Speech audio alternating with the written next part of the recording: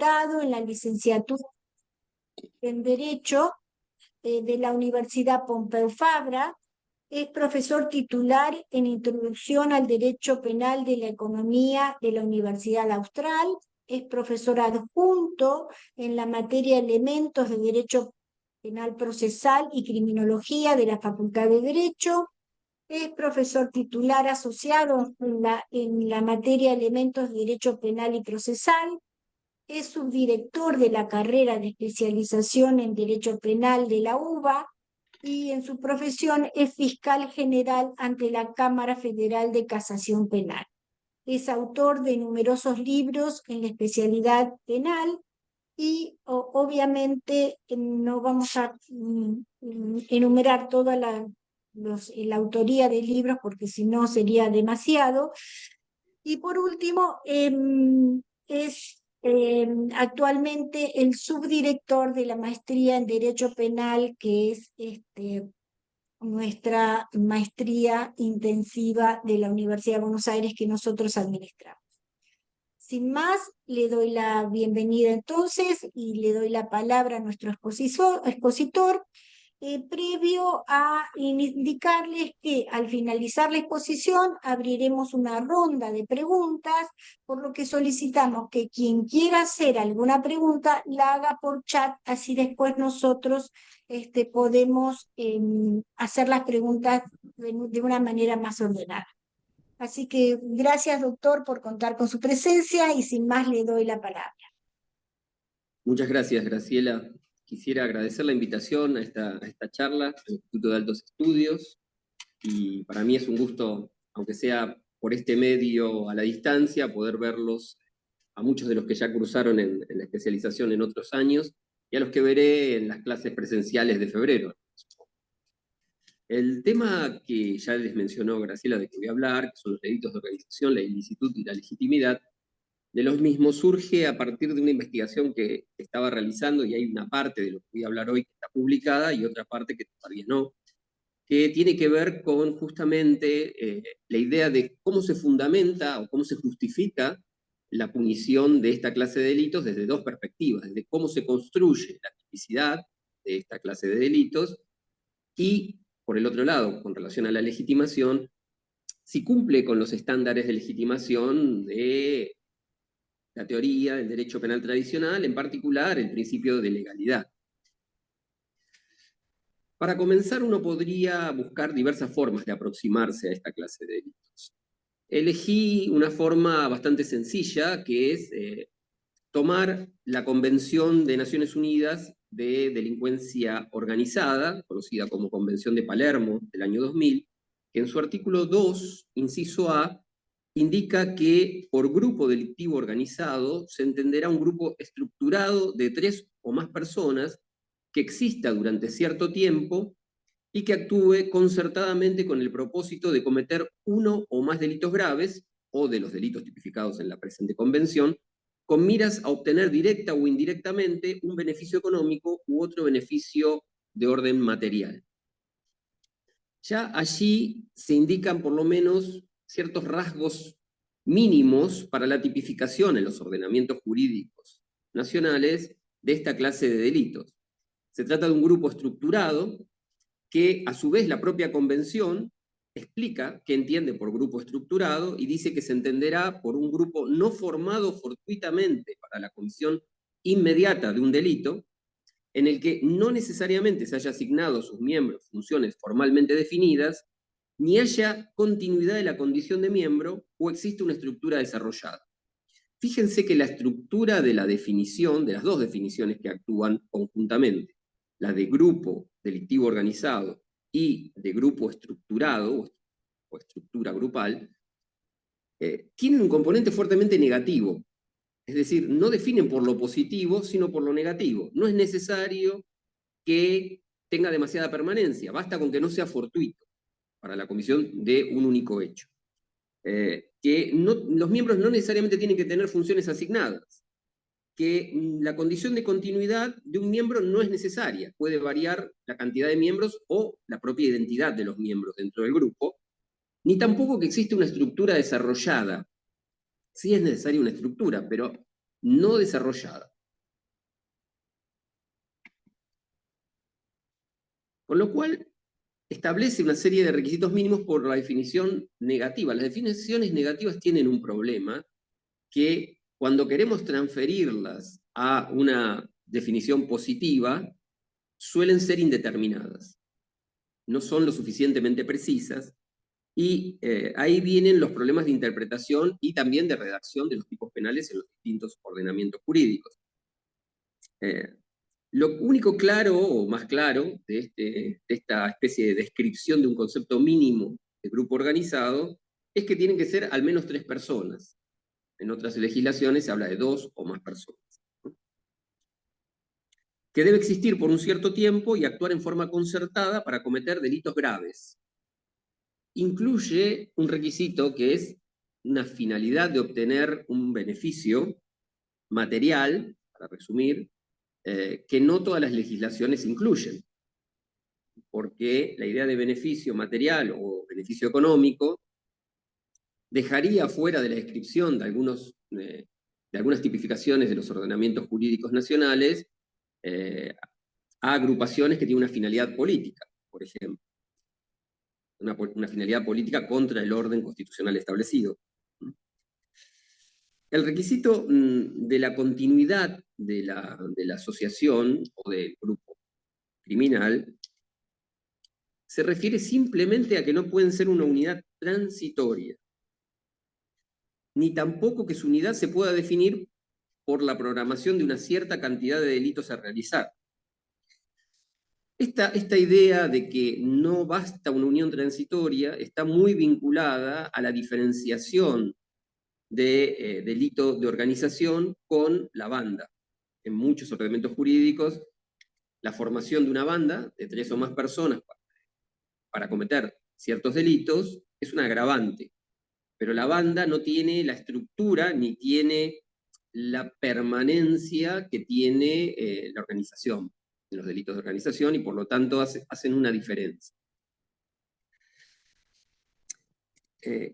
También exige que permanezca en funcionamiento por un tiempo determinado, que tenga una cierta duración en el tiempo. Nuevamente, es un requisito muy indeterminado. ¿Qué duración? El Tribunal Supremo alemán, en un fallo del año 2021, se refiere a este punto y dice que para determinar el interés común preponderante que tiene la asociación, constitutivo de un grupo, puede utilizarse las circunstancias externas de la infracción en el marco de una valoración global. Es decir, que la idea de duración en el tiempo, de permanencia, está vinculada con las circunstancias externas de la infracción, o de las infracciones, o de los delitos, como prefieran decirlo, que se quieren cometer, en el marco de una valoración global. Es decir, que es probable que uno pueda pensar que para cometer una evasión tributaria, la permanencia de una asociación o asociación ilícita, o un grupo organizado ilícito, para cometer ilícitos, de un año no sea suficiente, porque supongamos que es un tributo de liquidación anual. Pero para utilizar, por ejemplo, información privilegiada en un momento de crisis del mercado, bastaría con que durara unos días esa asociación ilícita, esa reunión de personas para cometer delitos indeterminados en el marco de esa crisis del mercado financiero, por ejemplo. Con lo cual el requisito de tiempo va a depender, tal como cité de la jurisprudencia alemana, del tipo de delito que se quiere realizar y de las circunstancias globales externas que rodean la formación de esa organización para la comisión de delitos. Otro elemento que se menciona en esta definición de la Convención de Naciones Unidas es que no queda excluido del grupo criminal constituirse para la comisión de un único delito. Muchos ordenamientos jurídicos dan a entender, como por ejemplo el argentino, se refiere al tipo de asociación ilícita propiamente dicho del artículo 210 del Código Penal, que es para la comisión de delitos indeterminados. Sin embargo, de la definición de la Convención, y vamos a ver una decisión marco que es muy importante también en la Unión Europea, podría tratarse de un único delito. Cuando los planes fueran complejos para la comisión de un delito, esa asociación, esa reunión de personas con un objetivo determinado, podría ser únicamente para la comisión de un delito. Por ejemplo, si la asociación o grupo organizado se forma para matar al presidente de un país, por ejemplo, debe reunir, por supuesto, esa reunión de personas todos los demás requisitos.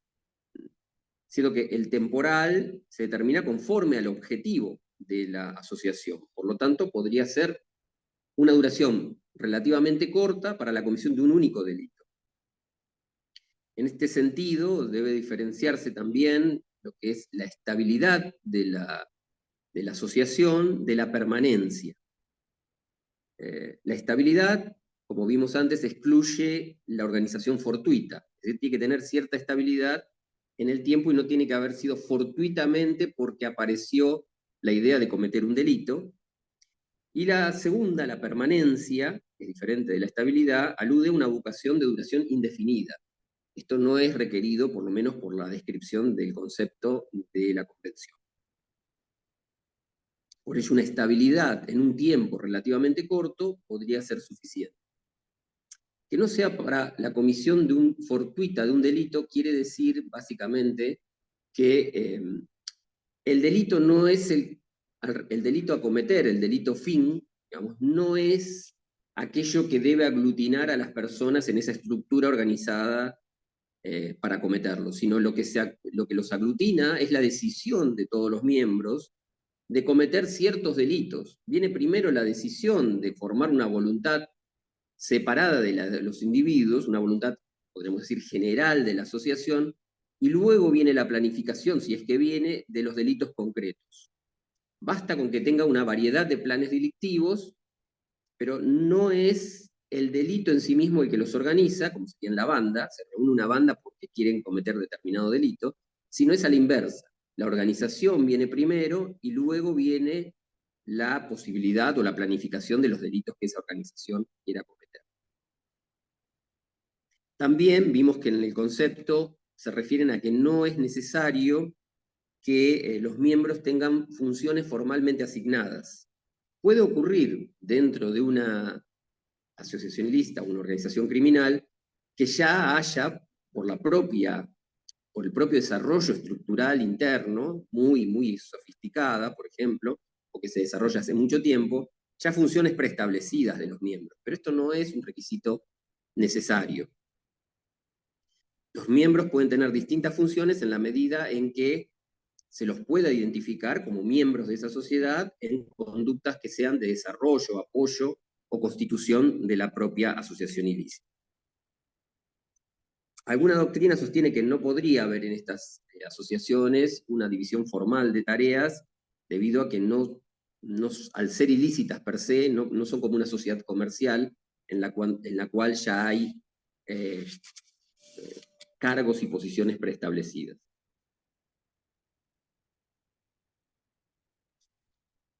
La idea de esta definición, de que se requieren 3 o más personas, un grupo estructurado y que tenga cierta permanencia en el tiempo, aunque no necesariamente una extensión que tenga que ver con una continuidad excesiva, está vinculado también a que el delito se constituye a partir de esa propia organización, es decir, por las conductas de los individuos que podemos identificar como miembros de esa asociación ilícita o grupo organizado, que constituyen, sostienen o fortalecen esa agrupación ilícita, que es distinto del logro de las metas delictivas como tales de esa asociación.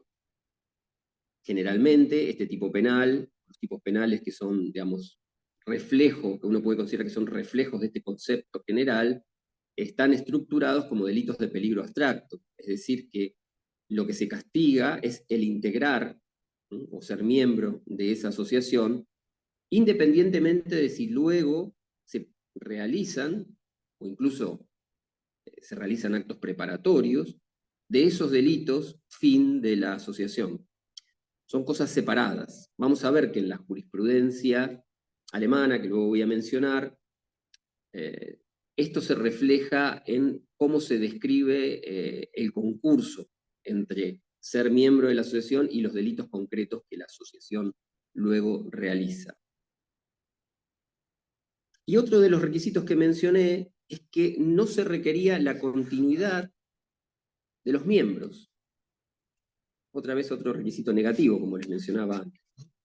¿Qué quiere decir eso? Que los miembros que originalmente forman la asociación pueden cambiar a lo largo del tiempo de existencia de esa asociación o agrupación criminal. No necesariamente deben ser siempre los mismos miembros o deben permanecer los miembros originales para que la asociación o grupo criminal continúe siendo delictivo. Hay un fallo del Tribunal Superior Alemán referido a una banda de música punk llamada Lancer, que sostiene el tribunal que cuando sus miembros habían cambiado, aun cuando sus miembros habían cambiado a lo largo del tiempo y a pesar de carecer de una estructura jerárquica, ¿sí?, lo que resultaba relevante era que las actuaciones, sus canciones y las letras mantenían la misma ideología original y sus objetivos ideológicos seguían siendo los mismos, manteniendo a la banda como instrumento de lucha política. Y el último requisito negativo de los que se mencionan es que no es necesario que exista una estructura desarrollada. Es decir, que la estructura no requiere una sofisticación determinada, ni la existencia de medios disponibles de una determinada magnitud. Lo que se pretende señalar con este requisito es que la reunión de personas debe tener una estructura mínima suficiente para que, relacionada con los delitos que planifica o que pretende ejecutar en el futuro, tenga seriedad suficiente como para afectar el orden público, que en definitiva es el bien jurídico, por lo menos para una parte de la doctrina que luego de esta primera parte discutiremos. Es decir, que la estructura no tiene que ser ni muy sofisticada, ni simplemente una reunión fortuita, como decíamos, de la banda. Tiene que tener una estructura mínima suficiente. Uno podría hacer en este punto una analogía para tratar de entender qué significa esta estructura mínima suficiente con la tentativa por burda insensatez en el Código Penal alemán, por ejemplo, ¿no? O la tentativa inidónea o el delito imposible en los códigos de nuestra tradición más cercana. Es decir, que la estructura que tenga esa asociación de personas tiene que tener la seriedad suficiente como para que pueda afectar al orden público, pueda afectar al bien jurídico, si no digo más orden público para no adelantar opinión sobre el bien jurídico, pero al bien jurídico que trata de proteger el tipo penal de asociación ilícita. De esta forma, uno puede evitar considerar típicas asociaciones que son burdamente insensatas o que nunca podrían lograr la finalidad a la que apuntan. Es decir, que pueda crear con esa estructura los riesgos que la norma trata de evitar, desde una perspectiva, por ejemplo, de la imputación objetiva. Por ejemplo, si un grupo de señoras jubiladas se reúnen en sus casas y planifican, según ellas, matar a los legisladores de un determinado país, del país en que viven, y lo único que hacen es reunirse a tomar el té y discuten esto entre ellas y no tienen ningún elemento que indique que esta planificación tenga la seriedad suficiente como para afectar la paz o la tranquilidad pública o el orden público. Esto no es una conducta típica. Entonces, la idea de una estructura mínima suficiente es indicativa de la capacidad de llevar adelante una conducta que de alguna forma tenga ciertos visos de realidad como para lograr que las demás personas se pudieran sentir afectadas en sus derechos relativos a su vida pública o paz pública. También el concepto que mencioné al principio de la Convención se refiere a delitos graves o los tipificados en la Convención. establece un límite para los delitos que la asociación puede perseguir. Es decir, si los delitos no fueran graves, por graves los define a partir de penas como mínimo de 4 años, o los tipificados en la propia convención. Establece un límite que sería una especie de condición objetiva de punibilidad, ya no sería un tema de tipicidad, sino de qué delitos podrían considerarse punibles dentro de los requisitos mencionados anteriormente. Esta no es una limitación que sea del todo correcta, me parece, porque ha recibido críticas, la definición en general y este punto también, porque imagínense, por ejemplo, en Argentina, el delito de usurpación, ¿no? Tiene una pena como máximo de 3 años, no entraría en los que fueran susceptibles según la definición de la Convención. Sin embargo, estas usurpaciones pueden tornarse violentas, cortar el camino, arrojar piedras a las personas que pasan en sus vehículos o caminando por la zona. Es decir, puede crear condiciones, y si se repiten también, pueden crear condiciones en que la paz pública se vea claramente alterada, o sea, susceptible de ser alterada por esas implicancias. Con lo cual, una limitación basada en una cuestión cuantitativa no parece ser lógica para determinar cuándo se vería afectado el orden público o la paz pública con la actividad de asociaciones.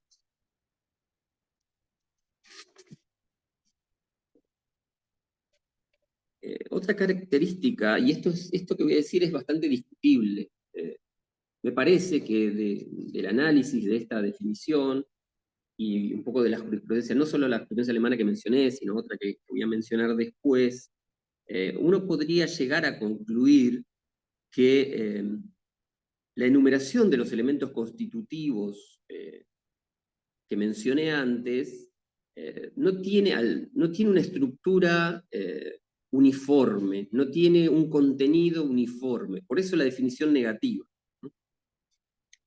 Cuando se da una definición negativa, como les decía antes, es muy difícil transformarla en una positiva, porque si uno dice Pedro es un insensato, ¿en qué consiste ser insensato? ¿Cuáles son las conductas que Pedro ha realizado que indican que es insensato, concretamente? Pareciera que requiere mucho más trabajo llegar a formar una definición positiva y que ella no se puede derivar completamente desde la definición negativa. Entonces, tal vez esto ocurra no solo por un problema del fenómeno de los delitos de organización criminal, sino ocurra porque entre los elementos, y esto es bastante polémico lo que voy a decir, entre los elementos que integran el concepto, podría haber un efecto de compensación. ¿Qué quiero decir con esto? Que no pueden considerarse aisladamente cada uno de los elementos.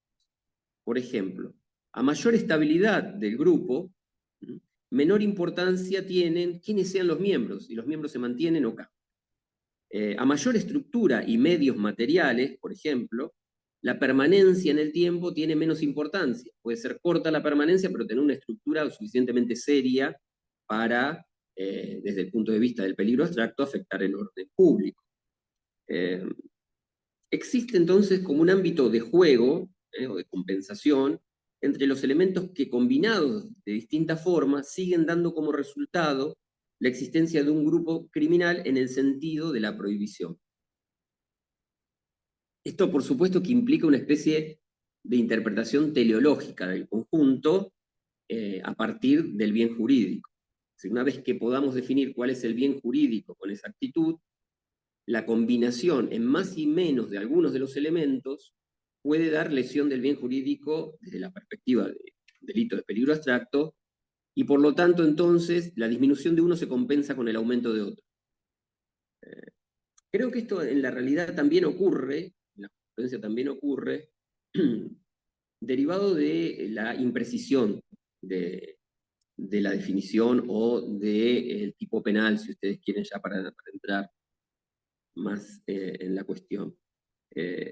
Uno podría decir, bueno, pero esto toca problemas del principio de legalidad, es decir, hasta dónde se puede precisar a través de una interpretación teleológica de combinación de elementos un tipo penal que en sí debería ser preciso sin necesidad de este tipo de interpretación teleológica. ¿Cuál es el límite del principio de legalidad? ¿La interpretación teleológica o la analogía en mala parte? Bueno, ahí hay un problema desde la definición, ¿no? Hay un problema de la definición. Quizás se puede intentar otra vía de acceso, que es la decisión marco al problema general, ¿no?, de la definición, en vez de la Convención contra el Crimen Organizado, la decisión marco de la Unión Europea del año 2008.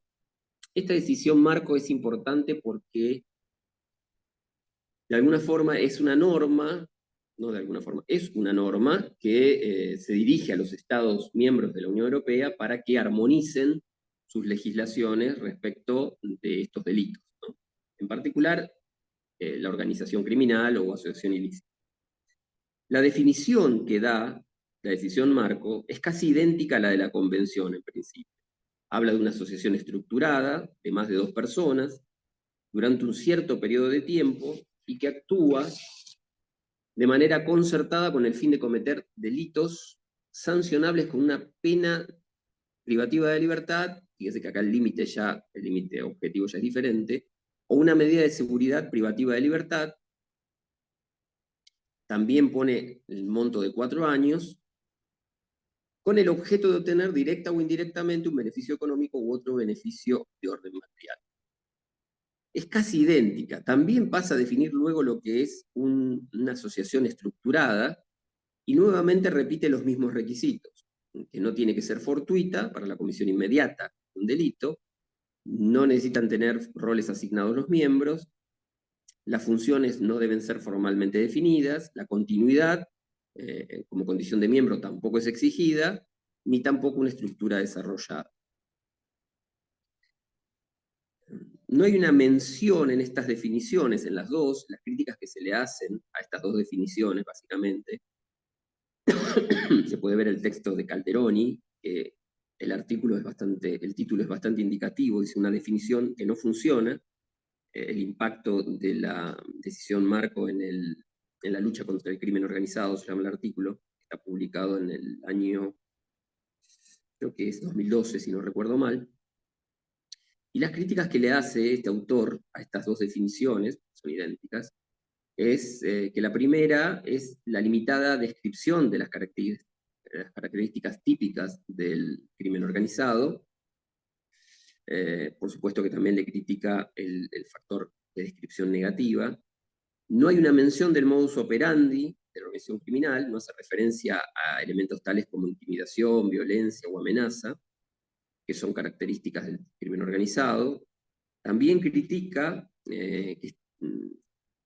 que hay un espacio muy amplio para la interpretación a partir de esa definición, y que hubiera sido mejor definirla a partir de una potencial duración del grupo organizado y una capacidad potencial de continuar con su actividad por un tiempo indeterminado o significante de tiempo. Un poco aludiendo a lo que nosotros decíamos antes de que dependerá del tipo de crimen y el contexto en el que se va a desarrollar la relevancia del requisito de duración de la asociación. Estas definiciones, fíjense que la decisión marco, por ejemplo, con relación al Código Penal alemán, recién se produce, desde 2008, recién el Código Penal alemán es modificado en el 2017 acerca de la estructura de este delito, en el artículo 129 del Código Penal alemán. Si nosotros miramos un poco la jurisprudencia, tanto previa como posterior, voy a mencionar, se puede tratar de precisar con esa jurisprudencia un poco los elementos de estas definiciones. En un fallo del 2015, que es conocido como Círculo de Amigos de Rade, el Tribunal Superior Alemán habla de los requisitos que debe tener una asociación ilícita u organización ilícita a partir de los hechos cometidos por estos integrantes del Círculo de Amigos de Rade, que se dedicaban a tratar de amedrentar o hacer o desplazar inmigrantes de la zona en que operaban. Es decir, si ellos detectaban inmigrantes en un lugar, en un parque, en un lugar cerrado, en un restaurante, lo que fuera, se comunicaban entre ellos y armaban un grupo, incluso armado, para amedrentarlos, echarlos, etc. Hasta usaban la violencia con palos, etc. Y el Tribunal Superior Alemán considera que se dan los requisitos de la asociación ilícita y habla de que se trata de una estructura organizativa voluntaria diseñada para perdurar un tiempo o periodo de tiempo de al menos 3 personas que, subordinando la voluntad del individuo a la voluntad de la totalidad, persiguen fines comunes y se relacionan entre sí de tal manera que se ven como una asociación unificada. El Código Penal alemán tenía una definición antes de esta reforma del 2017 más estricta acerca de cómo se integraban las voluntades de los miembros de la asociación ilícita. Consideraba que no podían responder a un liderazgo autoritario, que tenía que ser integración de la voluntad de todos los miembros en las decisiones tanto de creación como de mantenimiento o de afirmación de la asociación ilícita, o sí podían ser algunos de los miembros, pero pertenecía a la voluntad general la realización de los hechos. Y esto se nota en esta cita que hice recién, ¿no? Se ven como una asociación unificada. También lo distingue de la banda, refiriéndose que debe haber una cooperación coordinada para lograr el objetivo primordial de la asociación. Y dice, con la capacidad necesaria para lograr la consecución coordinada del objetivo, en este caso ideológico, primordial del grupo. Es decir, que la reunión de personas tiene que formar una voluntad que va más allá de la voluntad de los individuos separadamente, una voluntad general de la asociación, es decir, un objetivo general de la asociación. En este caso, un objetivo ideológico, que los extranjeros, que los inmigrantes, no estuvieran en el territorio que ellos controlaban ni en el territorio alemán, definitivo, como objetivo de máximo. Y en este fallo se menciona algo que considero que tal vez sea bastante relevante, que cómo tratar el problema de cuando la asociación ilícita sí ya ejecutó algunos de los hechos para los cuales ha sido creada, como en el ejemplo de este fallo de los amigos de Rade, cómo se tratan esos hechos con relación a la integración en la asociación ilícita. Había una doctrina anterior que también derivaba de los fallos del Tribunal Superior y de otros tribunales en Alemania, que era una doctrina conocida como efecto corchete, paréntesis o enlace, cualquiera de esas traducciones más o menos toma la idea, en la que los ilícitos cometidos por la asociación quedaban dentro de esos corchetes, es decir, que se imputaban como un concurso ideal, ¿sí? Salvo que fueran más graves que la propia asociación ilícita, ¿sí? Salvo que la pena prevista para esos delitos en concreto fuera más grave, o alguno de ellos, más grave que la de la asociación ilícita. Ese efecto corchete, ya en este fallo, en el Amigos de Rade, fue puesto en cuestión, porque el tribunal sostuvo que, siguiendo también al código comentado, al Leipziger comentar, diciendo que lo que determina si se deben tratar como uno o como varios no es que son cometidos por los miembros de la asociación en cumplimiento de la finalidad de esa asociación, sino que lo que predomina para determinar si están unidos o separados es la intensidad del ilícito y de la culpabilidad expresada por los autores en los hechos. Es decir, que si la gravedad del ilícito y la culpabilidad no se ve reflejada si mantenemos la teoría del efecto corchete, que todo queda dentro de un concurso ideal donde predomina, en principio, la asociación ilícita, deben separarse. Deben tratarse entonces como concurso real.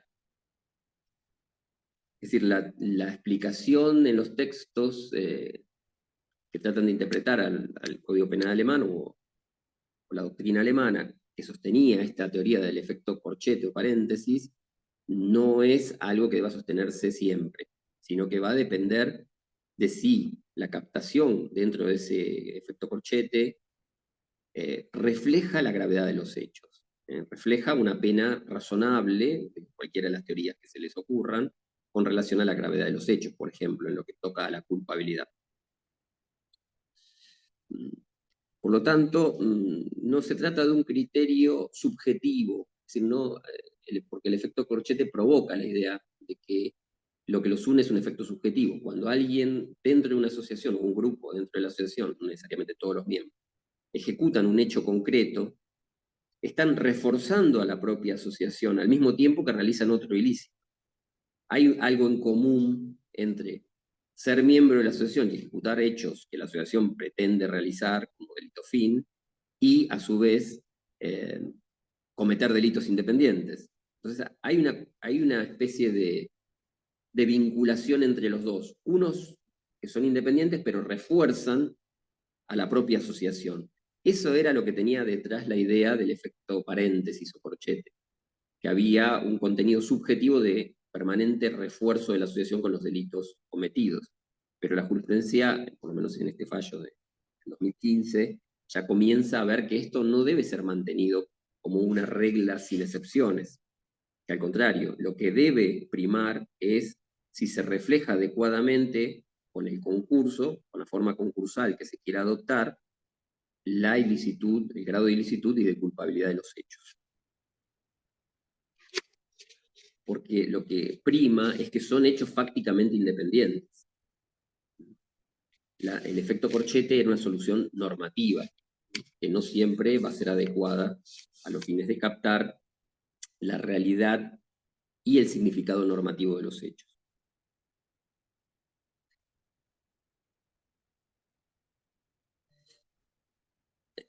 Esta discusión tenía detrás una jurisprudencia anterior, del año 89, que distinguía los casos de asociación ilícita de los delitos ejecutados con relación a un delito permanente. Por ejemplo, la tenencia de armas, ¿no? En la jurisprudencia respecto de la tenencia de armas decía que, bueno, si una persona cometía un hecho delictivo independiente, un robo, un homicidio, con el arma que tenía, por más que al momento de realizar el hecho hay una ratificación de la tenencia, ¿no?, ilegítima, ese hecho independiente debía ser considerado separadamente, y que esto no era extensible al delito organizado.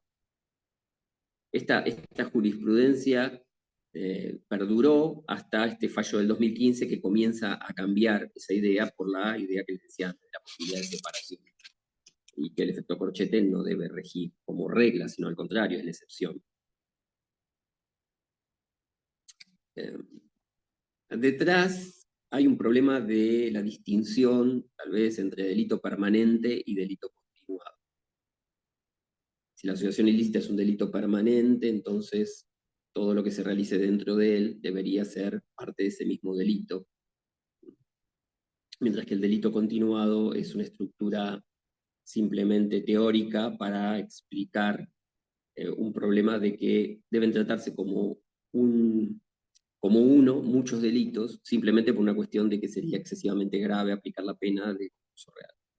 En estos delitos de asociación ilícita, que son per se bastante graves, la idea del delito continuado no es la que debe primar, porque no es un delito continuado, pero es un delito permanente con la comisión de otros delitos independientes. Después, también me parece un caso que es relevante, es un poco más viejo, de 2005, el caso que les mencionaba antes del grupo de punk Lancer. Hasta hace poco tiempo, no he probado nuevamente, no sé si ha cambiado. Si ustedes entran a Spotify y tratan de escuchar algún tema, hay varios, por ahí encuentran otro grupo con el mismo nombre, pero este grupo punk alemán, si ustedes intentaban escuchar algún tema de Lancer, están todos bloqueados, no se puede acceder. Era un grupo con letras y música neonazi, incluso atentando contra la Constitución de Alemania. El Tribunal de Apelación, cuando resuelve que esto es una asociación ilícita, porque Suena raro que un grupo musical se constituya en una asociación ilícita, ¿no? Apela, el Tribunal de Apelación, ¿no? Antes del superior, apela a que son una amenaza para la paz pública o la seguridad pública porque tienen una participación o posición significativa en el mercado de referencia, es decir, en el mercado de la música pop, punk, en el under,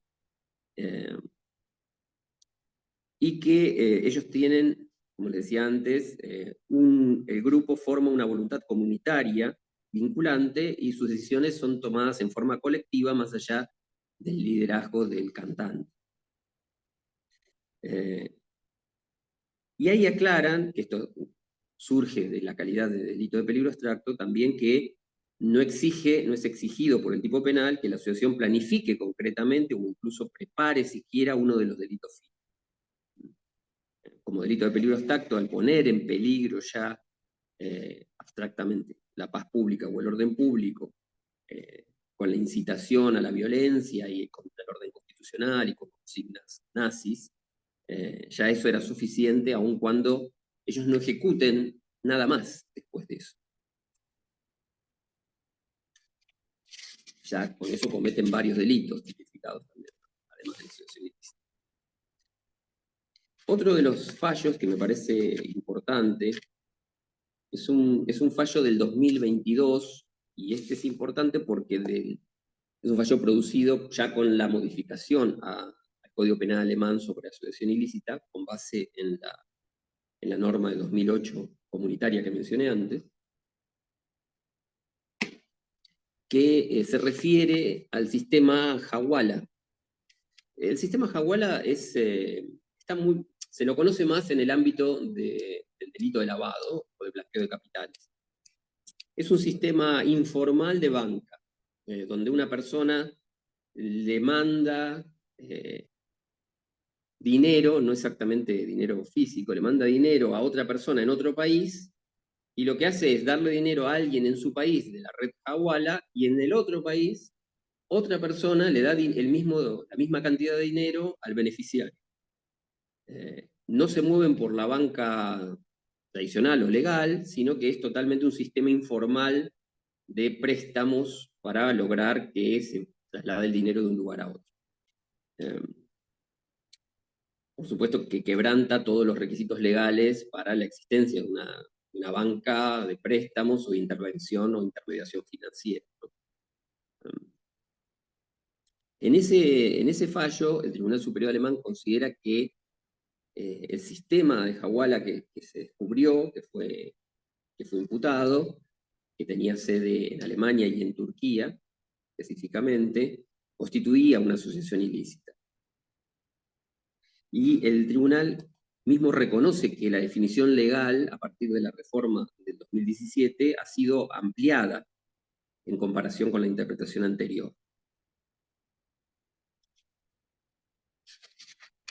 Y afirma que la continuidad de la asociación no dependía tampoco de personas individuales, es decir, quienes fueran los que operaban el sistema de Hawala no era relevante para decir si esto era una asociación o no, porque la finalidad de permanecer en el tiempo como un sistema paralelo en negro de banca era suficiente como para considerar que tenían una estructura también lo suficientemente sofisticada o lo suficientemente útil para cometer el delito en cuestión.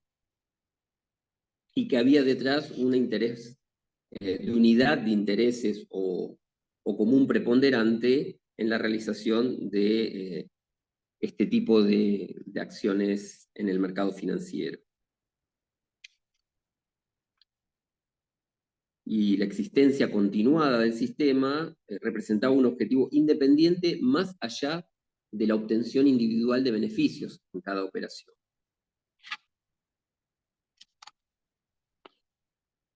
También aclaran que la repetición de los servicios de pago dentro del mismo negocio constituía un único acto en el sentido jurídico. Porque acá lo que se da en este sistema es una repetición permanente de la mismo modus operandi. las personas se asocian, 3 personas o más se asocian y se agrupan, digamos, en una estructura más o menos permanente para repetir el mismo tipo de operaciones con distintas personas, con distintos usuarios. Esas distintas transferencias, si las podemos llamar así, de dinero, debían ser tratadas como un único acto jurídico, en sentido jurídico. Y estos actos se pueden utilizar para la valoración de que esta era una agrupación en el sentido de la asociación ilícita. Este fallo lo que permite ver que con la reforma los requisitos del tipo penal, algunos de los requisitos, se relajaron conforme la aplicación de la norma comunitaria del 2008. También hay otro fallo que es del 2022, que es una resolución en realidad del Tribunal Supremo sobre la prisión preventiva de un miembro de una asociación criminal u organización criminal. Y esa resolución dice algo que también nos ayuda a tratar de interpretar los requisitos, y dice que los delitos mencionados, ejecutados por la persona que estaba reclamando, están en una unidad con la participación de la organización criminal como miembro. Después, según los hechos que deben tomarse como base en este momento, el acusado cometió los delitos individuales, en cada caso como miembro de una organización criminal en la persecución de sus objetivos. Diciendo que en este caso debían tratarse como una unidad de acción, es decir, no se da el requisito de que esa unidad de acción no violaba, digamos, la proporcionalidad de la culpabilidad o del ilícito. También plantea otra cosa esa resolución, que es cuando alguien deja de ser miembro de la organización, porque si se puede identificar a alguien como miembro por determinadas conductas de apoyo, creación o desarrollo de la asociación ilícita, ¿cuándo deja de ser miembro? El fallo simplemente da una pista diciendo que si la persona no actúa como miembro después de un cierto periodo de tiempo, en este caso había sido un año, se puede suponer una interrupción de la participación como miembro. Es decir, que debe probarse que la persona continúa realizando actos que lo definen como miembro. Esto porque la doctrina y la interpretación, la doctrina alemana y la interpretación en los códigos comentados, exigen que para ser miembro se debe realizar una conducta, como les decía, de apoyo, creación o desarrollo de la asociación, y que no bastaría entonces para ser miembro una mera declaración. Es decir, una mera conducta de decir, bueno, yo me integro a la asociación. Sino que tiene que serle probada una conducta concreta que haya beneficiado de alguna forma la constitución o mantenimiento o desarrollo de la asociación. Es decir, que se establece un requisito que ayuda de alguna forma a fortalecer el respeto del principio de legalidad de la tipificación de esta clase de delitos. También, y por último, para mencionar un último fallo del año 2016, que está referido a un miembro del Partido de los Trabajadores de Kurdistán, dice el Tribunal Superior Alemán que los actos de participación que el autor lleva a cabo para promover los fines o actividades de la organización no tienen que ser punibles en sí mismos, dice, para quedar subsumidos en el tipo de organización criminal. Es decir, que los actos que el miembro de la asociación realiza en su calidad de tal podrían ser actos que no están prohibidos por el ordenamiento jurídico, o que no tienen la categoría de delitos, cuanto menos. Sin embargo, son actos de apoyo o desarrollo. Distinto es que luego participe en los hechos delictivos concretos de ejecución de los planes de la asociación. Eso sí, tienen que ser obviamente delictivos, incluso como propuesta, como planes indeterminados de la asociación. Pero los actos de apoyo que lo indicarían como miembro podrían no ser necesariamente penalmente relevantes. Esto plantea todo un problema acerca de si estas serían acciones neutrales o no, si acciones neutrales, o aparentemente neutrales, podrían permitir identificar a alguien como miembro de una asociación ilícita, un tema también bastante controvertido. Y por último, en cuanto al problema de legitimación, no solamente como un problema de precisión en la descripción típica, a lo que me refería antes, cuando me refería al principio de legalidad, sino también un problema de legitimación está vinculado con la identificación del bien jurídico. Más allá de cómo definamos los elementos del tipo, ¿cuál es el bien jurídico y qué legitimidad tiene ese bien jurídico como objeto de protección o como justificación para el Estado de emitir una norma prohibitiva con una sanción? Hay una discusión también alrededor del bien jurídico. La asociación ilícita prácticamente no tiene nada que no se discuta, pero el bien jurídico ha sido visto de diversas formas. La visión tradicional, tal vez, del bien jurídico fue la del orden público o paz pública. Ha cambiado la denominación a veces en algunas legislaciones. En la Argentina pasó primero de orden público a paz pública y luego otra vez a orden público. Pero hay dos visiones de la idea de orden público, básicamente. Una visión que tiene que ver con una especie de interpretación subjetiva del orden público, que es la que primaba, por ejemplo, en la doctrina tradicional o más antigua argentina, que era que la afectación del orden público tenía que reflejarse o se podía determinar o percibir a partir de una sensación de intranquilidad o afectación subjetiva o subjetivo social del mismo. Es decir, que la sensación de intranquilidad que tenían que tener las personas a partir de la existencia de la asociación tenía que ser real. Real en el sentido de que ellas sintieran esa intranquilidad o esa imposibilidad de realizar otro tipo de conductas en ejercicio de sus derechos por la intranquilidad social que provocaba la existencia de la asociación. Se trataba de una opinión de esa seguridad que tenía esa sociedad en particular.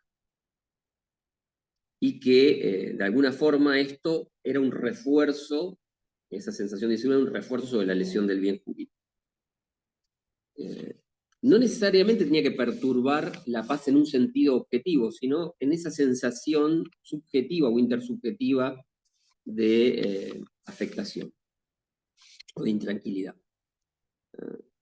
Esta postura no admite ser sostenida en la actualidad porque esto implica una confusión entre los actos de ejecución de la asociación ilícita y la existencia de la asociación ilícita.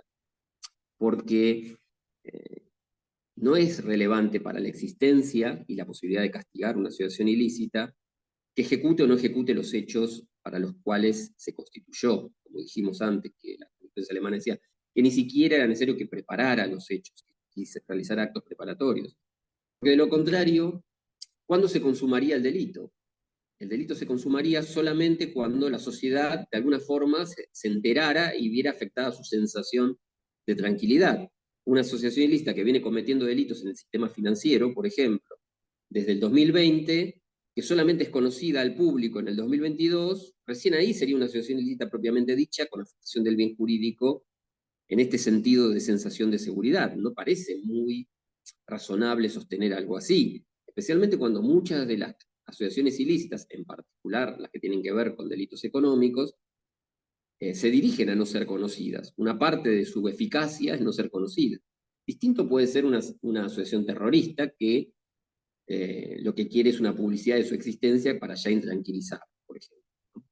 Pero esto abarcaría, esta definición de bien jurídico no serviría para todas las asociaciones ilícitas o organizaciones criminales, con lo cual no sería un buen concepto de bien jurídico rector de las tipificaciones. Por el otro lado, me parece que la definición de orden público, paz pública más correcta, sin decir que esta es la solución al problema del bien jurídico, es cuando hay una afectación en forma objetiva, es decir, desde la perspectiva de un delito de peligro abstracto, cuando el legislador presupone que ciertas clases de asociaciones ya implican un mayor riesgo para la realización de los hechos concretos. Y por lo tanto que ya ponen en cuestión la estructura de la paz pública como elemento necesario del Estado de Derecho. Esta idea de lesión objetiva, porque es un bien inmaterial, ustedes saben, y por lo tanto no admitiría una lesión material, una lesión como admite el homicidio, por ejemplo, un delito de resultado. Parece más razonable que el anterior, es decir, lo que se exige es que en los presupuestos del legislador sea razonable presuponer que esa clase de asociaciones pueden traer una perturbación objetiva al orden público o paz pública. Es decir, las reuniones de las señoras ancianas que mencioné antes no reunirían el requisito de ser capaces de perturbar ex ante ese orden público o paz pública, mientras que una organización que tuviera el dinero, los medios materiales, la preparación en los individuos que la integran para cometer ciertos delitos, como lavado de dinero, por ejemplo, sí sería ya ex ante perturbadora del bien jurídico y por lo tanto podría ser castigada como asociación ilícita per se. Otra posición que avanzó en cierta forma, pero que nunca se convirtió completamente en dominante, es la idea de la teoría de la anticipación. La teoría de la anticipación fue sostenida por autores, Hassemer, por ejemplo, pero uno de sus principales defensores y desarrolladores fue Rudolf.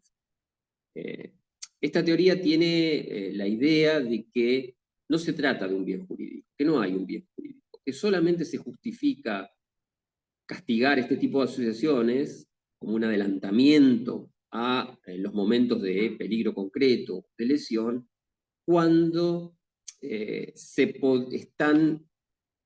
ese adelantamiento protege concretos bienes jurídicos individuales. Yo tengo que poder identificar los bienes jurídicos individuales que estarían protegidos mediatamente por esa anticipación. ¿Y por qué se podría? Porque ella constituye una fuente mediata de peligro incrementado, ¿no? Es decir, que constituirse ya, organizarse para cometer esos delitos, homicidios, lesiones, etc., ya es un riesgo que el legislador debe prevenir para que sea eficaz antes de que se lesionen los bienes individuales propiamente dichos. Ya no se trata de una especie de marco, como la idea de orden público, de un marco general de orden para que las personas puedan desarrollar sus actividades o sus derechos libremente, en el sentido de si el ordenamiento jurídico no castiga las acciones ilícitas, por ejemplo, que crean disturbios y que roban en grandes cantidades, como las maras, por ejemplo, en la calle a personas, esas personas no pueden ejercer su derecho de transitar libremente o ir a su trabajo, estudiar, lo que fuera, y por eso el orden público es necesario para que el resto de los derechos puedan ejercerse. Mientras que la teoría del adelantamiento o anticipación lo que considera es que esta reunión de personas que pretende lesionar bienes individuales debe ser castigada porque tiene una capacidad mayor de lograr ese objetivo que las personas por separado. Hay una especial peligrosidad que está vinculada también en esta teoría a un argumento psicológico, criminológico, que es que las personas en un grupo se autoidentifican con los objetivos del grupo y por lo tanto pierden control, ya no actúan como individuos pensantes completamente, y además los frenos inhibitorios para la comisión de delitos se ven eliminados, de alguna forma o reducidos. Una especie, en parte, como una teoría de la asociación diferencial. Ya me comprometo con los valores de ese grupo en particular y ya abandono de alguna forma los generales. De alguna forma la teoría de la anticipación tiene un punto correcto, que es que si voy a admitir un adelantamiento extraordinario, tiene que ser en los casos de gravedad, ¿no? De cierta gravedad. No puede ser para cualquier delito en general. Entonces establece una limitación a la idea de poder castigar asociaciones ilícitas. También la capacidad real de afectar esos bienes tiene que existir ex ante, con lo cual también vuelve a establecer un criterio de limitación. Otros autores sostenían la idea de esta es una teoría abandonada, porque fue una de las primeras que trató de fundamentar esta clase de delitos, que lo sostenía Maurach en su momento, pero tiene algo que puede rescatarse, es la teoría del abuso del derecho de asociación. Maurach lo que sostenía era que este ya debe ser un delito, porque el derecho de asociación es para fines lícitos, que cuando las personas se reúnen para fines ilícitos, ya están vulnerando, están en una esfera que no pertenece a sus derechos. Y esto tiene que ver, yo digo que tiene algo de acierto esta teoría, o algo que se puede rescatar de ella, tiene que ver con que si el Estado está legitimado para castigar estos, si ustedes quieren, adelantamientos, o este aproximarse a momentos más lejanos a la lesión o a la ejecución de delitos concretos, en que las asociaciones ilícitas o organizaciones criminales son de alguna forma una puesta en cuestionamiento del monopolio de la violencia que tiene el Estado. Cuestionan el monopolio de la violencia y cuestionan las bases del ejercicio de ese monopolio de la violencia por el Estado. Cuestionan las limitaciones a la realización de determinadas conductas impuestas o puestas por un estado de libertades. Las personas en un estado de libertades no matan a los otros, salvo excepciones específicas, no se apoderan de la propiedad de otros. En cambio, estas asociaciones están hechas para eso específicamente, y esto permitirlas implicaría que el Estado está convalidando el ejercicio de violencia organizada que no deriva de sus propias reglas del ejercicio de esa violencia.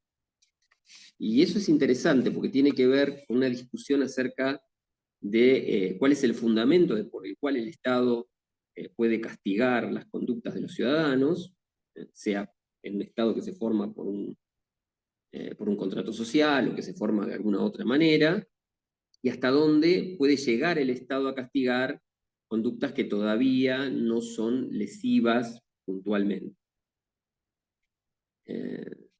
Cuando se lo cuestiona como Estado, pareciera que el Estado tiene un derecho, bajo esta teoría que estamos mencionando, un derecho de reacción. Ahora, ¿cuál es el límite de ese derecho de reacción? No queda demasiado claro con solo enunciarlo, ¿no? Habría que discutir los fundamentos que se han aportado a lo largo de los años, del tiempo, acerca de por qué el Estado puede castigar o por qué el Estado puede tomar medidas contra sus ciudadanos en un estado de libertades actual. Y otra de las ideas, por último, es la de Jacobs, de que es un injusto de amenaza, es decir, que funcionan como normas flanqueantes, el castigo de las asociaciones ilícitas. Son como actos preparatorios, por decirlo de alguna forma, de la comisión de un delito, pero que necesariamente van vinculados a la protección de la norma principal. Algo de la teoría del adelantamiento también suena ahí, ¿no?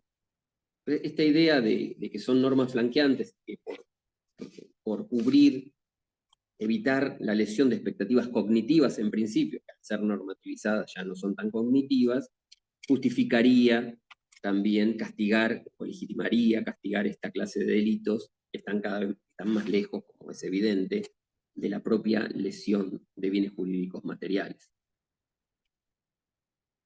Hay una tendencia también que se manifiesta en varios ordenamientos jurídicos a ampliar incluso el alcance de esta clase de delito. Hace unos años en el ordenamiento jurídico argentino se agregó la asociación ilícita tributaria. Y esto se agregó por un fenómeno real, que era que empezaron a aparecer las usinas de facturas, y que en realidad ellas solamente proveían de facturas a aquel que quería quebrantar la ley penal tributaria. A lo sumo podrían ser considerados partícipes del hecho, pero parecía que esto no era una reacción lo suficientemente fuerte ante la proliferación de esta clase de conductas, y se creó una asociación ilícita tributaria. Es decir, que más allá de la discusión teórica que tuvimos recién acerca de la legitimación y del alcance del principio de legalidad y de lesividad, el legislador utiliza estas herramientas para combatir el crimen organizado. Ya la palabra combatir ya es una palabra inadecuada, ¿no? Que, a pesar de que se la utiliza permanentemente, porque es una palabra bélica, parece más de un derecho penal del enemigo. Entonces, la idea que está detrás de toda esta discusión, tanto de los elementos, que serían la parte de la ilicitud del título, como la parte de legitimación a través del bien jurídico, del principio de legalidad deben trabajar conjuntamente para tratar de limitar el alcance. Solamente en los casos en que realmente ese tipo de asociaciones son peligrosas ex ante para el mantenimiento de la paz pública o el orden público, en un sentido lo suficientemente relevante como para proteger otros bienes jurídicos indirectamente, debe ser castigada. La discusión de la legitimidad que hemos mencionado, tal vez el legislador en la actualidad no la tomen tan relevantemente y tienda a extender los alcances, y esto es un problema, ¿no? En su extensión correcta es una herramienta que desde mi punto de vista es justificada por parte del Estado de tratar de establecer prohibiciones y castigos. Pero cuando tiende a extenderla más allá y extenderla a otra clase de delitos por fenómenos sociales puntuales, pareciera que se está olvidando de esta idea de que debe ser legitimado especialmente todo aquello que implique alejarse del momento de un quebrantamiento concreto de bienes jurídicos centrales. Bueno, muchas gracias. Si hicieron preguntas, si transmitieron preguntas, ahora me van a pasar y... Bueno, desde ya, ay, perdón, estoy acoplada con el...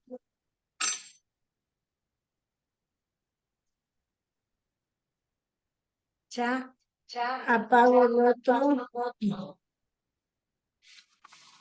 Ahí está, perdón. Desde ya, doctor, muchísimas gracias por su brillante exposición. Realmente el tema expuesto es de enorme importancia, que por supuesto ha convocado y generado en esta comunidad la motivación e interés suficiente para que podamos realizar esta convocatoria.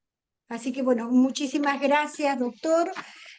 Hay una serie de preguntas, por orden se las voy a hacer, así usted puede contestarlas. Perfecto, gracias. Fausto Burgos pregunta, al tratarse de un delito de peligro abstracto, ¿usted lo considera un adelantamiento de la punibilidad? Y también, ¿puede operar un grupo de delincuencia organizada a través de una persona jurídica? Bueno, las voy contestando de a una si quieren, así no me olvido.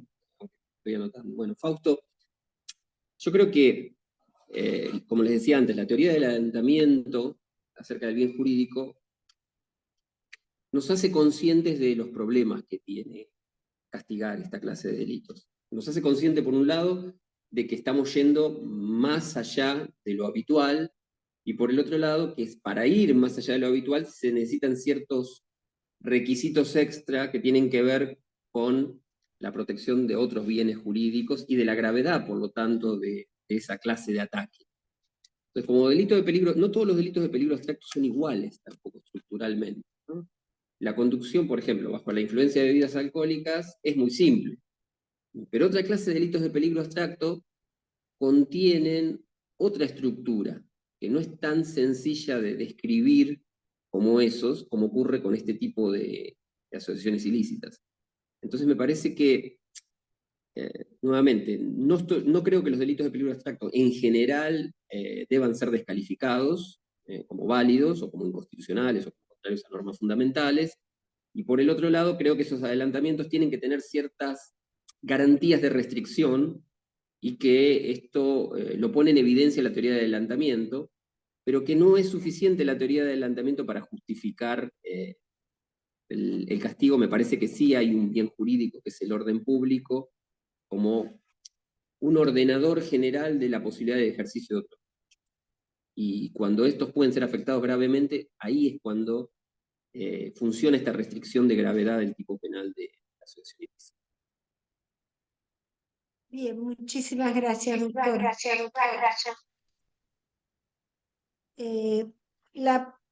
No sé por qué estoy acoplada con el otro. Ahí está. La segunda pregunta es de Leonardo Muñoz. dice, ¿cada miembro de la organización puede cometer delitos diferentes? Bueno, es decir, por un lado está el ser miembro de la organización y cometer el delito de asociación ilícita, y por el otro están los delitos que esa asociación ilícita, concretos o como fin, ejecute, los delitos fin. Para eso, algunos miembros, no todos necesariamente, van a converger en la comisión de esos delitos puntuales. Como yo ponía el ejemplo este del fallo de Alemania de los amigos de Rade, no todos los miembros de la organización eran convocados cuando se descubría a inmigrantes para molestarlos, importunarlos, sino se convocaba a los que es más cercanos al lugar vía telefónica. Pero todos, digamos, participan de alguna forma de la comisión de los delitos individuales. Pero no necesariamente todos los miembros tienen que ejecutarlos propiamente. Me parece que ahí hay una diferencia, y por eso la discusión de un concurso ideal o un concurso real, y la imputación colectiva, algo que no dije, me ayuda tu pregunta a mencionar, es que hay dos corrientes en la dogmática que se pueden ver, por ejemplo, en el libro ese de delitos organizados de Silva y de Cancio Meliá. Cada uno de ellos representa esos dos extremos, se podría decir de alguna forma, o esas dos ideas. Si yo castigo individuos, simplemente, o castigo el delito de organización, es decir, como la organización como una entidad propia, con virtualidad propia, por lo menos dentro de la teoría de la imputación, dentro del ámbito del derecho penal. Esa es una discusión importante. Si la organización es un delito de organización y esto aporta ciertas características particulares que afectan a la imputación penal, o simplemente estoy tratando de castigar individuos por la forma tradicional de participación, de autoría y participación. Entonces, si es un crimen organizacional propiamente dicho, todos los miembros que se vinculan con la asociación estarían participando del hecho principal. Mientras que si uno lo ve como castigo de personas individuales, todos se integran a la asociación, pero solo se castigan del hecho individual a los que realizan de alguna forma, sean autores o partícipes del hecho individual. Ahí me parece que una diferenciación. Bien, gracias, doctor. La No. siguiente pregunta es, Carlos Fernández Muñoz pregunta, ¿en Argentina existe alguna regulación especial en el marco de la organización criminal o asociación ilícita? Sí, bueno, el artículo 210 del Código Penal Sobre es el el que plazo, regula. sí, no Perdón, sé si se seguías. cortó, Sí, se cortó un ¿sí? segundo. ¿Cómo seguía la pregunta? Bueno, le digo, a ver, vamos a empezar de nuevo. Bueno. ¿En Argentina existe alguna regulación especial en el marco de la organización criminal o asociación ilícita sobre el plazo de prescripción de la acción penal? De ser así, esa eventual regulación especial tiene que ver con el delito de organización criminal en sí o tan solo aplica a los delitos fines de esa organización. No, no hay ninguna regulación especial. El plazo de prescripción es general para todos los delitos y la prescripción para el delito de asociación ilícita corre separadamente de la de los hechos individuales ejecutados. Bien, y la última pregunta que tenemos es, doctor, ¿qué le parece la posición del AMPE que lo define como sistema de injusto penalmente antijurídico? Es muy interesante la posición del AMPE, que tiene unos años ya, pero es una posición muy interesante y por eso yo les decía esta oposición que quise ejemplificar con el libro de Silva y Cancio Meliá. De alguna forma Cancio Meliá está más cerca de la idea del AMPE, ¿no? Que es un delito organizacional y que tiene sus propias reglas de imputación. Y por lo tanto entonces está por fuera de las reglas de autoría y participación individual, ¿no? La idea del AMPE Gracias. como un delito... Perdón, Ay, una perdón, cosa, como, sí. es una idea muy interesante que hay que seguir elaborando, me parece. Hay un libro del 2012 la autora se llama Eroshkina, que desarrolla todo este problema acerca de si son delitos propiamente de organización y por lo tanto responden a esas reglas que Lampe mencionaba, que no tienen que ver con la imputación de acciones individuales o no. Es un libro muy interesante del 2012. Eroshkina es el apellido de la autora. Gracias, doctor. Lidia Bernadette Alvarado, perdón, levantó la mano, así que si quiere hacer la pregunta viva voz, la escuchamos. Se tiene que desmutear.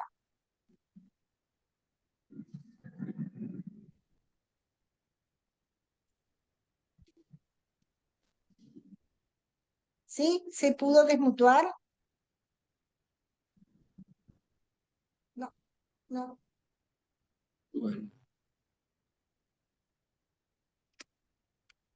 Bueno, lamentablemente quedó sin conexión porque está congelada.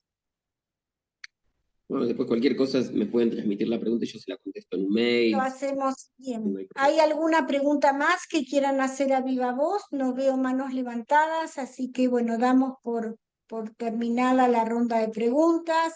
Nuevamente, doctor, muchísimas gracias por estar, por ayudarnos a que esta comunidad académica cada vez tenga mayor jerarquía a través de los profesores y académicos de la Universidad de Buenos Aires.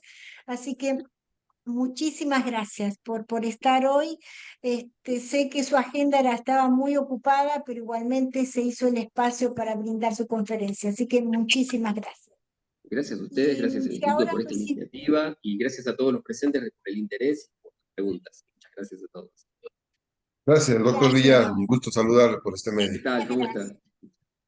Si Gracias. ahora me permiten, quisiera brevemente hablar de lo que es nuestra institución. Voy a poner un print de pantalla, si es que lo encuentro aquí. Está, aquí está. Bien.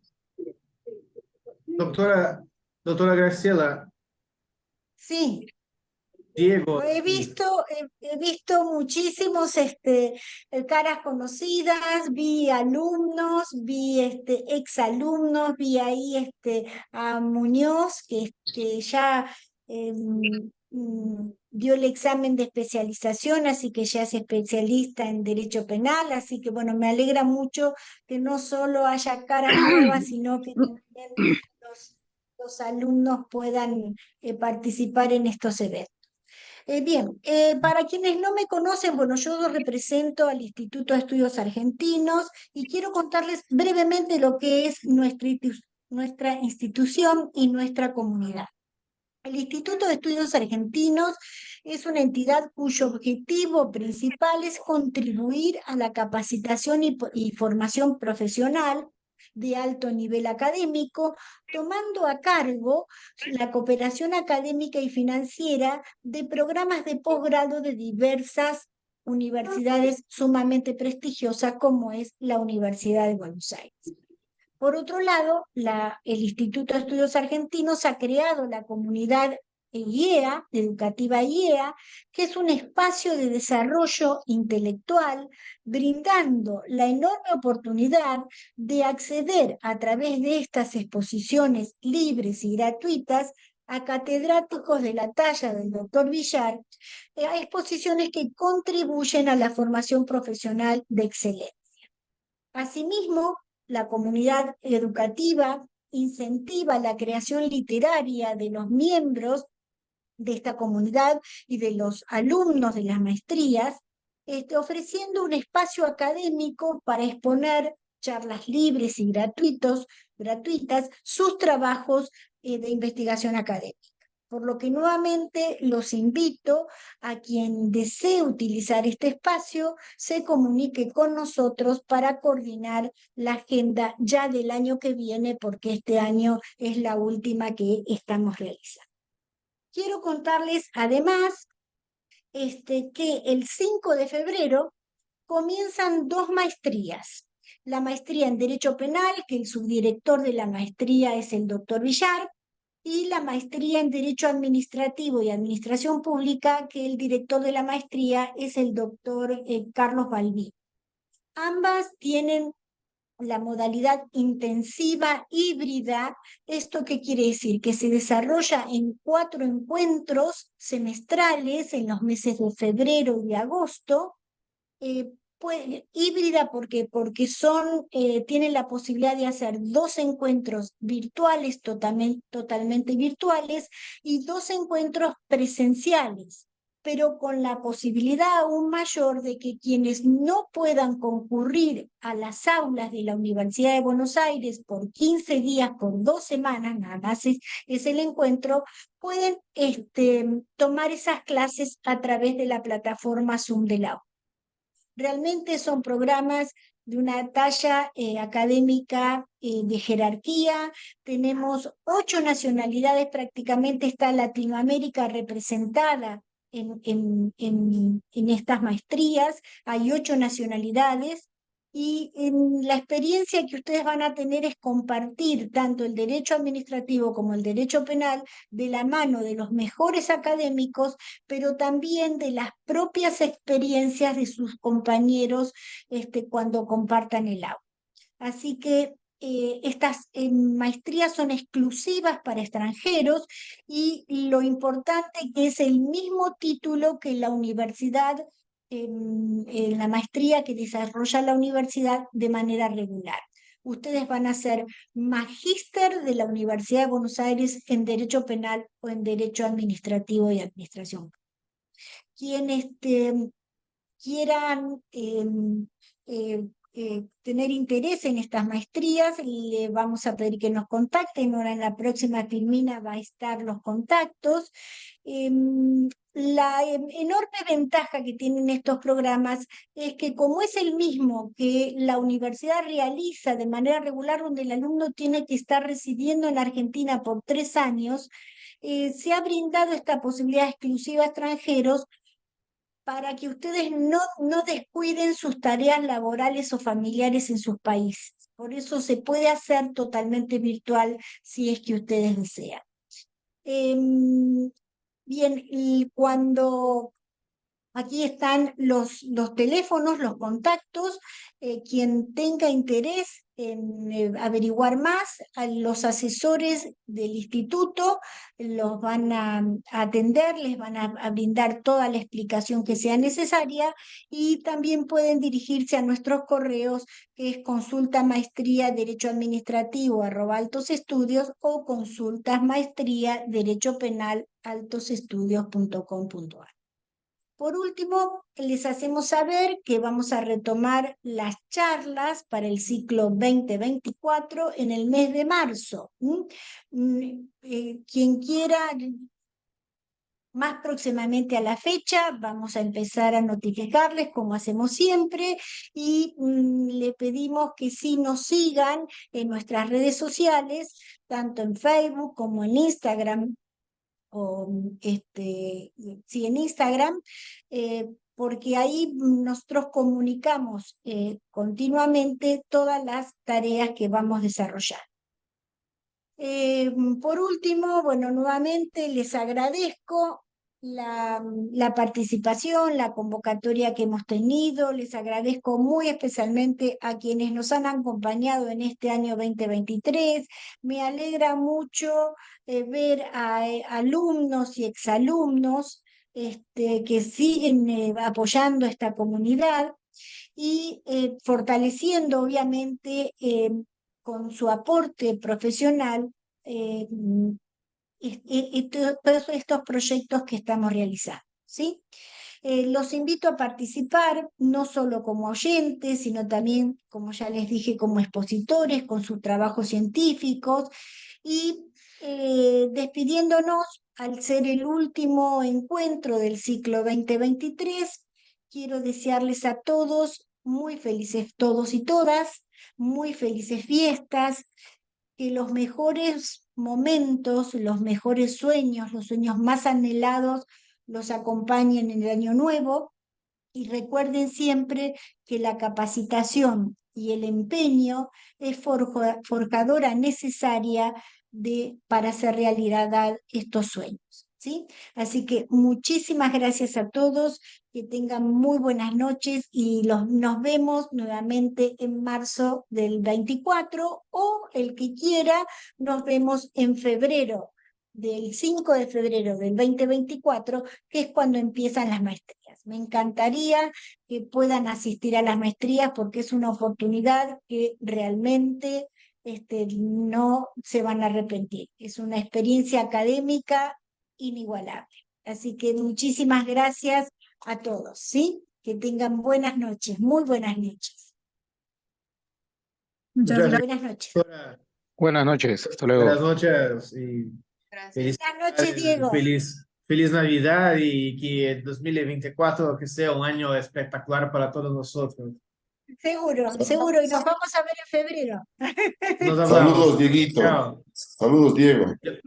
Saludos, Bueno, Leonardo. ¿qué tal, ¿Cómo Leonardo? estás? Buenas noches. Buenas ¿Cómo noches. estás? Muy bien, gracias.